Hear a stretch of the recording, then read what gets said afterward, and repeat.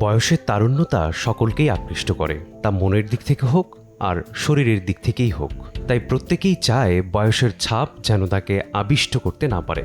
এজন্য প্রাত্যহিক জীবনে মেনে চলতে হবে কিছু নির্দিষ্ট নিয়ম। সম্প্রতি একটি গণমাধ্যমে দেয়া সাক্ষাৎকারে হৃদরোগ বিশেষজ্ঞ ও দীর্ঘায়ু গবেষক ডক্টর এরিক টোপল বার্ধক্যকে ধীর ও শরীরকে ভেতর থেকে তরুণ রাখার বৈজ্ঞানিক উপায় নিয়ে আলোচনা করেছেন। চলুন জেনে নেওয়া যাক সেই সম্পর্কে।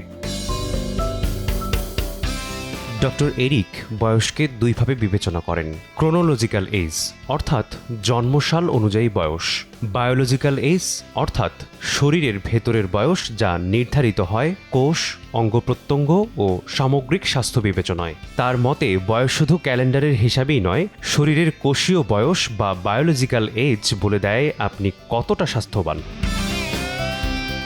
তিনি মনে করেন আধুনিক বৈজ্ঞানিক পদ্ধতি যেমন এপিজেনেটিক ক্লক বার্ধক্য দমিয়ে রাখতে বিশেষ ভূমিকা রাখতে পারে। আর এই পদ্ধতি মূলত নির্দিষ্ট কিছু ব্যায়াম যা শরীরের কোষের কার্যকারিতা বাড়ায়, ইনফ্লামেশন কমায়, হরমোনাল ব্যালেন্স রাখে এবং মানসিক স্বাস্থ্য উন্নত করে। সব মিলিয়ে এটি বার্ধক্যকে ধীর করে তোলে। এজন্য তিনি দুইটি ব্যায়ামকে উল্লেখ করেছেন। অ্যারোবিক এক্সারসাইজ অর্থাৎ সপ্তাহে কমপক্ষে 5 দিন 30 মিনিট হাঁটা। এছাড়াও হতে পারে সাইক্লিং, রেজিস্ট্যান্স ট্রেনিং বা শক্তি বাড়ানোর ব্যায়াম অর্থাৎ ব্যান্ড ব্যবহার, বডি ওয়েট এক্সারসাইজ, ব্যালেন্স ও পশ্চার সংশোধন করা।